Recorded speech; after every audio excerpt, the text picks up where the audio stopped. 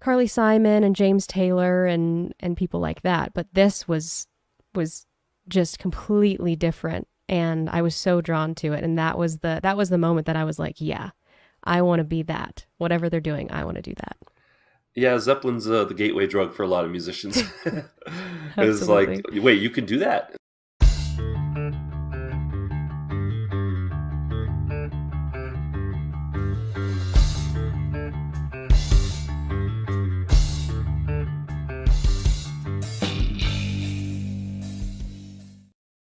This video is brought to you by Canva.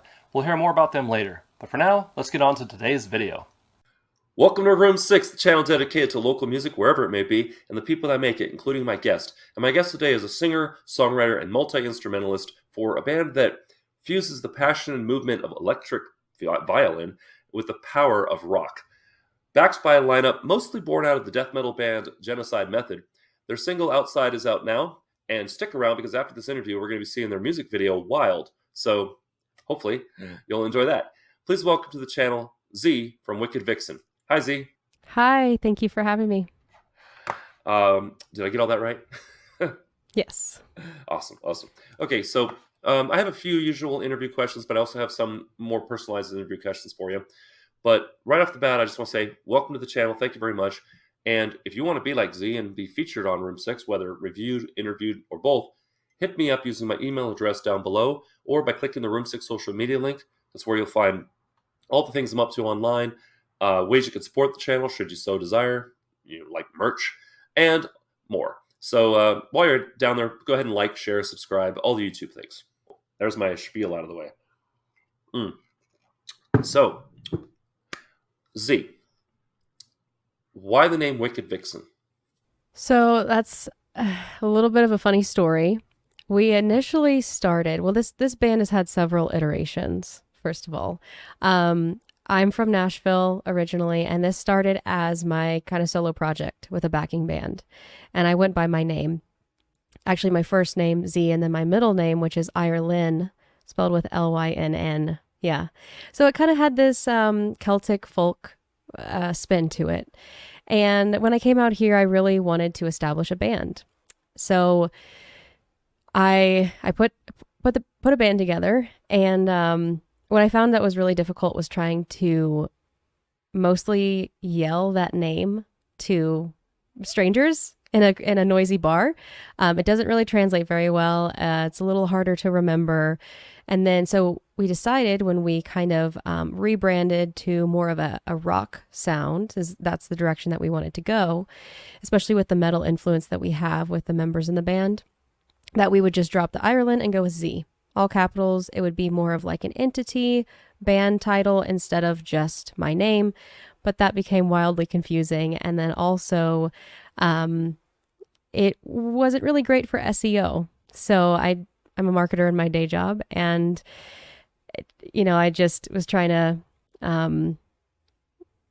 find better ways that we could be found by our fans and our audience a little bit easier. There's a lot of other bands out there that have some form of Z in their name.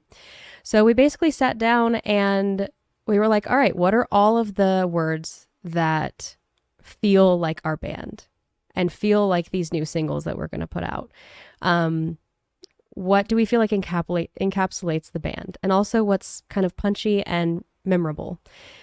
Once we got that whittled down to a short list, then we also had to decide on what wasn't already taken. So we finally landed on Wicked Vixen and kind of shopped that name around to a couple friends. What do you think? Friends and family, and then slept on it for a little while, and we just thought that it fit. So we made that transition, I think, to that name about 2 years ago, and it's been the exact right move for us. And, it's surprising that Wicked Vixen wasn't taken. It seems like somebody would have grabbed it. But, yeah, having heard your music, it definitely, I think it fits it. It was a good change. It was a good rebranding. And you mentioned about the marketing and not being afraid to rebrand and start over, which a lot of acts will kind of get that, no, this is us, and this is our ethos and our mythos and our brand and our everything. And trying to change that is a scary thing, but also can sometimes be more trouble than it's worth. What changes as a band, or as just the whole band dynamic and the songwriting process, what changes have you seen since the first Wicked Vixen practice to now? Yeah, I think the identity changes quite a bit when you start to shift your marketing. And, you know, I was a little hesitant to move away from it because I'm thinking, do I really want to rebrand this for, what the second time, do this all over again? It felt like starting from scratch. In a lot of ways we were. But I think that name, it kind of goes both ways. So the name informs a little bit of what we do, and that persona that we've kind of built around it informs what we do. And then also what we do ties into the name. So it kind of ebbs and flows, going both ways. And yeah, sorry, I lost my train of thought there. Happens to me all the time. Yeah. Oh yeah, so you were asking, how things have shifted with the band. So we're the direction that we were going musically, and from our first practice to now, I think as we've refined this over the years and deciding that we need to get really specific about the image and make something that's memorable. There's so much out there right now. Really the best way to cut through the noise is have something unique. So the electric violin element is really unique, and I've been playing violin for a long time, so that just so happened to be a nice element to throw in there. And then, I think we've just gotten really a lot more focused on exactly who we want to be. One of my favorite bands of all time is Hailstorm. I love Lizzie Hale. And so not that I want to be Hailstorm, but I would love to follow in her wake and follow in her path. So yeah, I think having that strong identity really helps to shape those practices. It helps to shape the songwriting process. It helps to shape how we approach shows and for me, marketing and everything that we put out there into a more cohesive package, because you actually have an identity, whereas before I don't feel like we really did. Right on. I'm going to pivot more to one of my more usual Room 6 interview questions, and the OG Room 6ers know what's coming. Talking about you as opposed to the band, what is that? I want to talk about your earliest musical influence. And by that, I mean, do you remember a moment where you said, I want to do that? Like, what started it off? Yeah, so I grew up pretty sheltered in the Bible Belt in Nashville, well, just south of Nashville, in a little town called Franklin. And I didn't really have a whole lot of secular influences, I guess, growing up until I was about 13 years old. My best friend had just gotten one of those 7-string electric violins that now I have. And I was like, what is this? I didn't know that this was possible. And she's like, oh, well, this guy whose name is Mark Wood makes them and makes all kinds, and they come in all kinds of colors and you can customize them. And I was both extremely excited and terrified by that. So fast forward to the next summer, we went to a summer camp together at the Blair School of Music, and Mark Wood was there, and she had her Viper with her, and she was taking some classes. Well, he had a couple extras, and I was like, I just want to go along and just see what's happening here, because this is really exciting to me. And soon enough, he shoved one of those instruments in my hand, and he was like, here, play this. And I had never soloed before. I grew up on classical music, the Suzuki method on violin since I was 4 years old. And so I was like, I don't know how to express my own really thoughts and melodies here. But I was also thrilled by it. As much as it was super embarrassing for me to fumble over my playing, I was just enamored with the entire thing. That same summer, I discovered I don't want to say discovered, but somebody showed me the wonderful world of Led Zeppelin. And that was when I was like, yes, whatever this is, yes. My friend goes, have you ever heard of a band called Led Zeppelin? I was like, no. And she goes, oh, here's my iPod. Lets me listen to Communication Breakdown. And I was like, what is this? And in that same summer, we played in the ensemble that Mark Wood had put together at the summer camp, string arrangement of Stairway to Heaven. And ever since then, you couldn't get me to go a day without listening to them. And I dove deep into their music. I started getting more into the world of rock. And I'd heard, some things here and there. My parents grew up listening to Carly Simon and James Taylor and people like that. But this was just completely different and I was so drawn to it. And that was the moment that I was like, yeah, I want to be that. Whatever they're doing, I want to do that. Yeah, Zeppelin's the gateway drug for a lot of musicians. It's like, Absolutely. wait, you can do that? Yeah. Yeah. I kind of know what you mean. I also grew up little religious. I grew up on music like Kenny Rogers and Crystal Hmm. Gale and a lot of the country and western. And then the '90s happened, and I'm old enough that grunge was like, what is this? But yeah, I do. Zeppelin definitely tweaks a lot of people's heartstrings, right? Hmm. Um, so from there, now, how does? Please forgive me for how I'm going to phrase this, but how does someone from the Bible Belt hook up with a death metal band and make what you're making now? Like, did they come in and say, we're tired of death metal and we want to change our sound? Or were you basically saying, here's what I've got, what do you got? And they knew that death metal wouldn't necessarily fit it. So were they looking to rebrand their sound themselves? Because most of the band is from that death metal band Genocide Method, which Right. is not Bible Belt. So No, no, not at all. So yeah, I came out here about 6 years ago and had just kind of met some of these people through friends of friends. And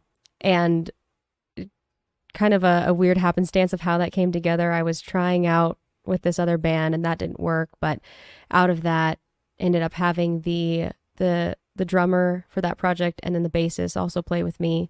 And then once that one kind of dissolved, then I was starting to build up my band a bit more. And I knew that when I came out here, I wanted to do that. It was harder for me to keep a band in Nashville at the time. I just didn't.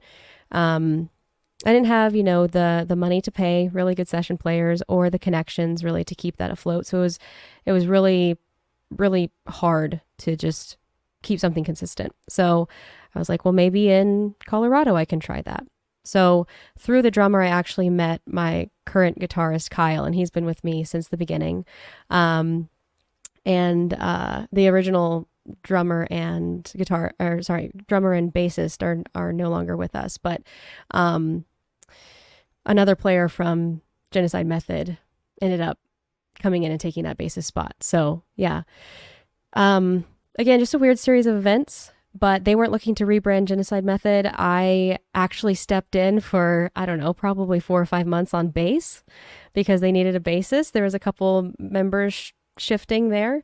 So I ended up stepping in on that. But yeah, we were playing double duty in those bands. So they were performing with that one. And then this was a completely separate thing. But I came in saying like, hey, I have this project that I'm bringing with me from Nashville and I'd love to have players. Are you guys interested?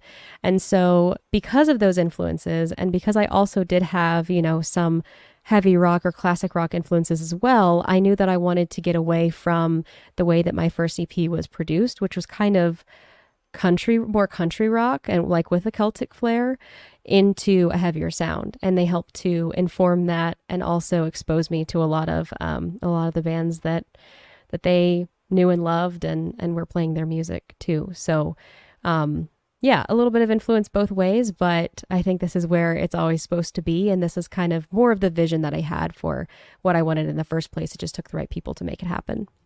that's awesome. And that actually answers another question I was going to ask was not everybody goes from Nashville, which is, like Music City, to Fort Collins. It's usually the other way around. They're like, I want to, try to make it in music. I'm going to go where the songwriters are and where the local music and live music is supported. But I understand what you're saying is like, it's also kind of oversaturated because of that, just like Las Vegas is oversaturated with music, not just cover bands or casino tribute acts or something either. The local scene here is alive and well, but it's not. If you're an act in Vegas and you want to make money, you go on tour. Right. Is kind of the same thing. So I feel like Nashville's probably the same way, but I've never been there. Yeah. So having grown up there, I saw the city change a lot. I saw a couple things take place, one of which was kind of a big event for Nashville, which was the show Nashville, in which a lot of things in the show that they would base some of the scenes around were seen as like a normal thing in Nashville. So meeting somebody for coffee at the Ryman, or, like just, I think having an easier time getting into that industry. They say, it's a 10-year town, or it takes 10 years to become an overnight success. And that there's a lot of that in that town. So people were flooding there because there was this, I don't want to say stigma, but I guess just this false sense of, I don't know, like glory about the town of, oh, it can be like the show, and I'm going to go there and do it. And people have been going there for forever to try and make their dreams happen. That's nothing new. But we saw suddenly a big boom of people coming in all at one time. Nashville has always been a little bit cutthroat, as most of those entertainment cities and industries are.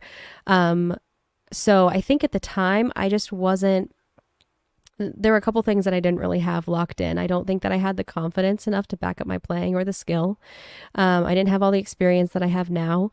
I didn't really know the right people to get into the industry at the time. And I just had a couple major life events that caused me to want to start over. I'd been there my entire life, and I'm like, I'm spinning my wheels. I don't really know what I'm doing here. Let me go somewhere else and try and grow this to where I could be a bigger fish in a small pond kind of feel, and then grow through that, and use that as a springboard. And that's where I'm actually at now. At the end of July, I'm moving back home, which is kind of odd with the resurgence of the band, but I'm wanting to use those connections to get the band to Nashville, to get us on tour, to get us out of Colorado, because I've so loved the music scene here, but I want us to go and do bigger things. So that's kind of my goal, but I feel like I had to leave in order to come back now with the things that I've gathered being here for so long.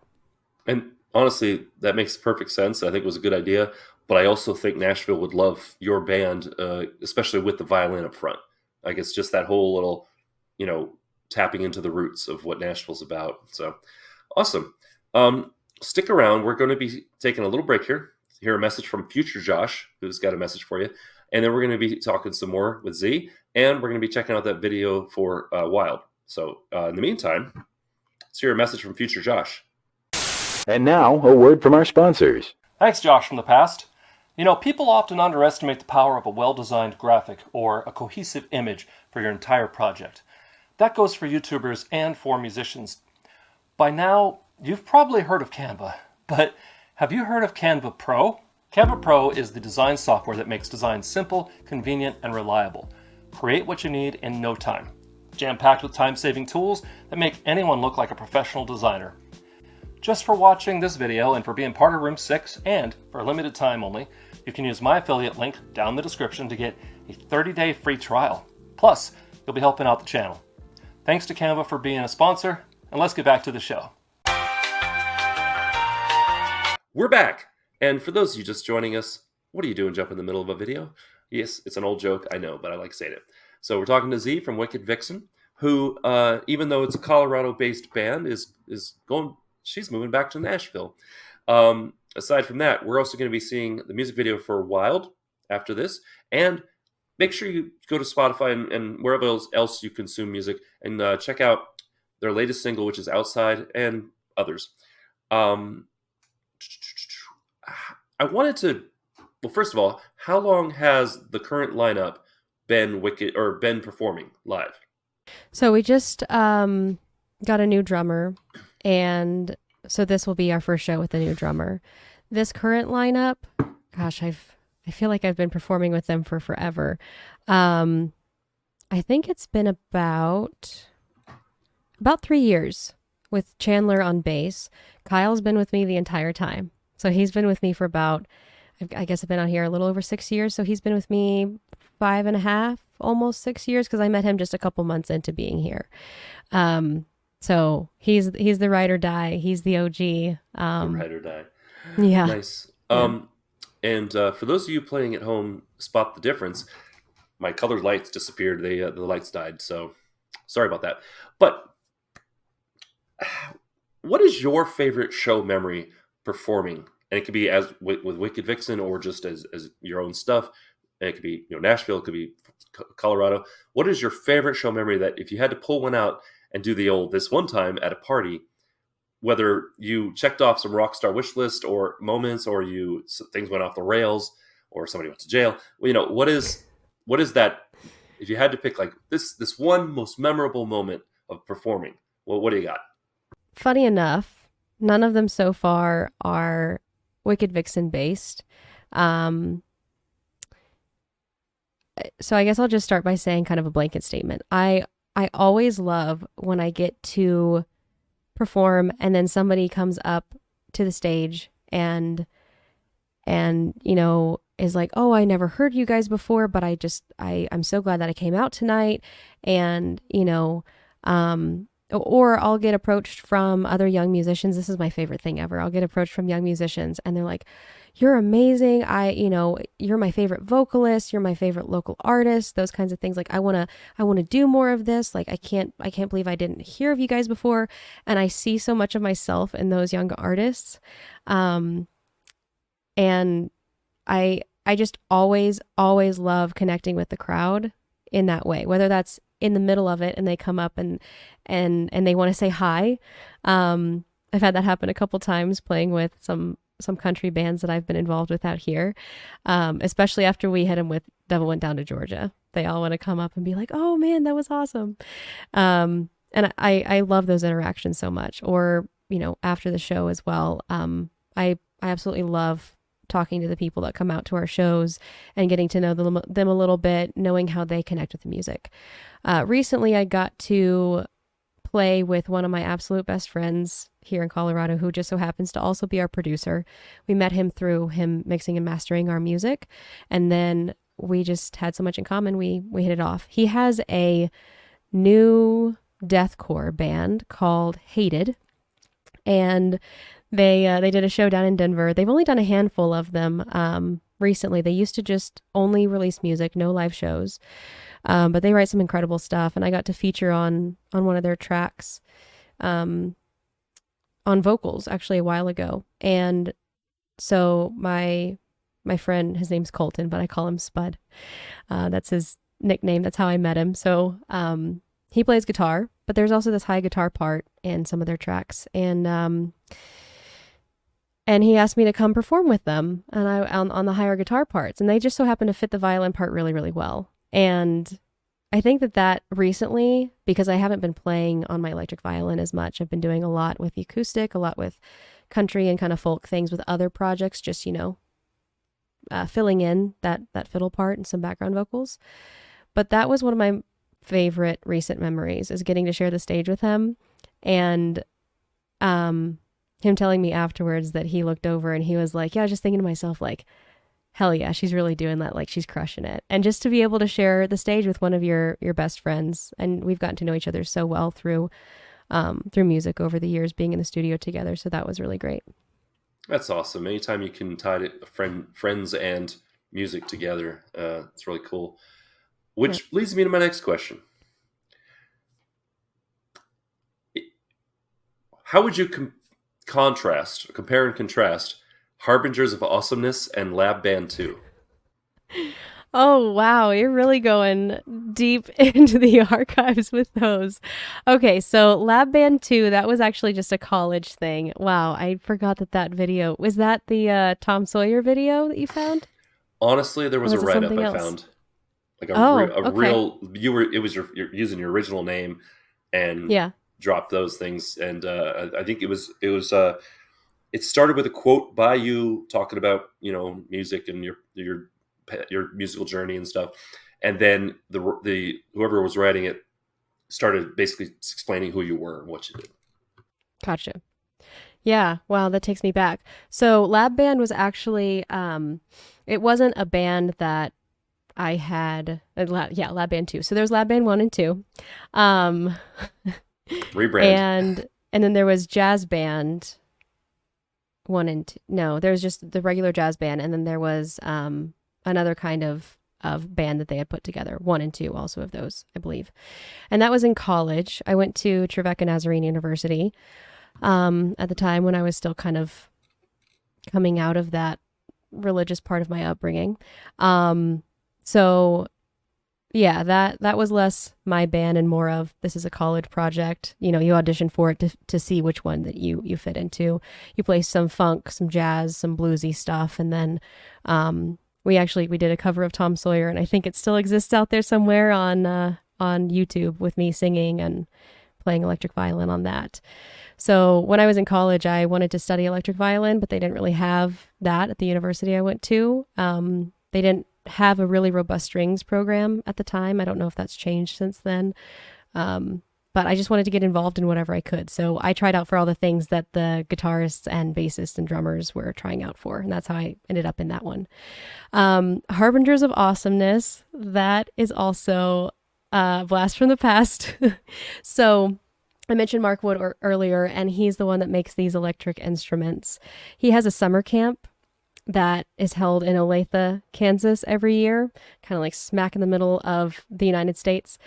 And I started going when I was, I think, 16 going on 17. And then I've gone for probably 5 or 6 years. They're getting ready to come up on their 15-year anniversary in like 10 to 15 days. It's sometime early July. They're having their camp again.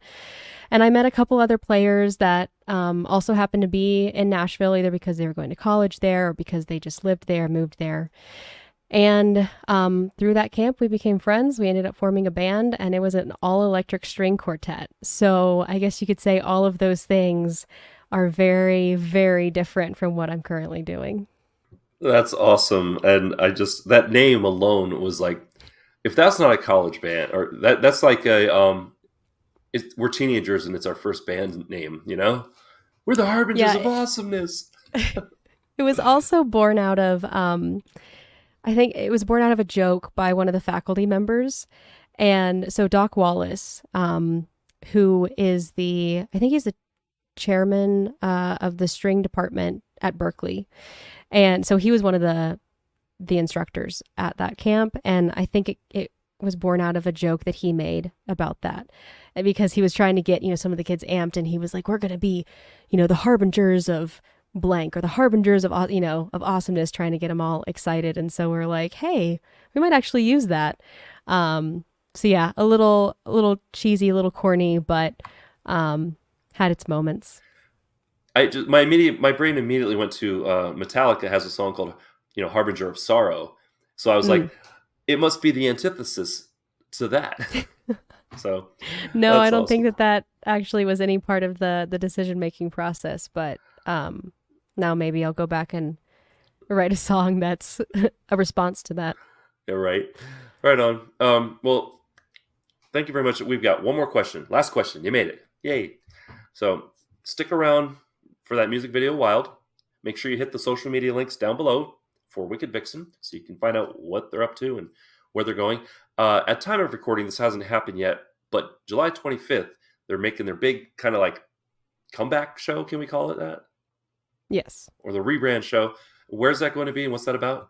It's going to be at the Coast in Fort Collins. We're going to be playing with Redmond C and Maybe Fern, 2 Denver-based bands that we've gotten to know over the years and absolutely love. So that's our big coming back to the scene, and also a little going away party as I move back to Nashville. I'll be back here and there to visit, but it's kind of a nice resurgence celebration and a send-off at the same time. Oh, and if you're watching this when this video drops, live on Saturday, it'll be 2 days after the show. So it went great. Right? It was awesome. Yeah. So that's not my last question. My last question is, we're going to circle back to that earliest musical influence question. We're going to talk to little Z. Okay. We're going to talk to new musicians. We're going to talk to the little you that was like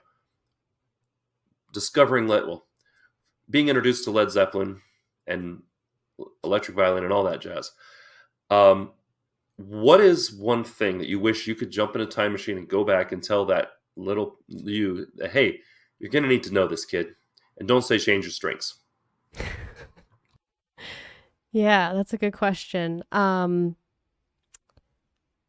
think I consider myself a recovering perfectionist in a lot of ways. And I say recovering because I'm still working on it. We're all a work in progress. And I think I would urge her to not be so afraid of looking stupid, or especially when trying something new. taking that chance anyways, even if you may not be perfect at it, because we don't learn unless we try. And we don't learn quickly either if we don't try in the real world. There were very few times that I let myself truly play with music, even when I was writing. And now I have this fully robust writing system where I'll just get the idea down and I'll just scribble it out in a notebook. It is chaotic. I have one notebook for that, and then I will get it organized into another one. But I used to cut an idea off before I could even really figure out where it was going to go, because I was like, no, that's stupid. I can't say that. Or no, that's too cheesy. Or that's not what I wanted to say. It's like, well, this is just your first rough draft. It's like writing a paper or a book or something. You go through these phases. So being a little bit more playful, because it's music. And yes, there is a business side to it, but it is so fun and so creative. And if you don't get to play, if it's all serious all the time, if it's all perfection all the time, then I don't think that you're really unlocking the full potential of everything that you can do and be as an artist. Get in the sandbox, get messy, let it be messy, and don't rush to make it into a perfected end state product. Just let it breathe for a minute, and then look at it with fresh eyes a couple days later, a week later, however long later. But also don't rush it. Don't rush that process. I couldn't say it any better. And that is, you new musicians out there, this is gold. This is words to the wise, because as I've literally made a video on this channel about imposter syndrome, and it ties in with the same thing. And as a singer songwriter, I went down the same roads. And I think what you're talking about, some of it may stem from just being in the Nashville scene, where that is a lot of, we're writing because we want it to be popular, and not so much we're writing because we want to have fun with this. And so I think it's very healthy that you did that, and that you've gotten to that point, and that would be a great thing to tell new musicians. So yeah. Well, a lot of times what you see on with social media being so prevalent nowadays, all you're ever seeing, really, unless somebody chooses to let you into the process, is the end result. It is a polished product. And a lot of times, like you said, in Nashville, you'll go out and you'll see somebody, and it's the result of years of work, of what they've put into that. So don't let somebody else's, what seems to be their end result, sway you from doing the work to get there, or discourage you from getting there, because they had to do that too, and everybody starts somewhere. So the best thing you can do is just show up and be authentic through that, and do your best to always try to be better and learn something new, but don't beat yourself up if you make a mistake, because honestly, most people probably aren't going to remember anyways. Agreed. And there you go. So thank you very much for watching. Thank you for coming on the channel, Z. And stick around. We're going to see that music video, Wild. And then we'll catch you in the outro. I guess temporarily say goodbye. Temporarily say goodbye. Thank you for having me. Bye. Bye. We'll see you in a little bit.